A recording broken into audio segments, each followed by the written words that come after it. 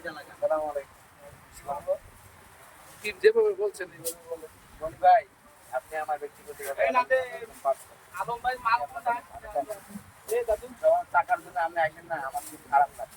ভাই আপনি কি আপনার কাছে মানে ইয়া কি বলে এটাকে ওই মানে কিসের টাকা চাই বলেন তো ভাই? এটা ভাই আমি আপনার চাকরিতে কাজ করি। আমি না, আমার দিয়ে ভাই কাজ করে। আমি হলাম ম্যানেজার। এমডির কাছে চাইতে হবে। এমডির কাছে যাবে না। তার টাকার এমডি স্যার তো দিতে বলছে। আপনার কাছে আমার সামনে বলছে ওই দিন যে দিয়ে দিও সব। টাকা না দিলে কি করে দেন নাই? টাকা দিলে তো খালি কোনটা পাওয়ার সাথে টাকা লাগবে।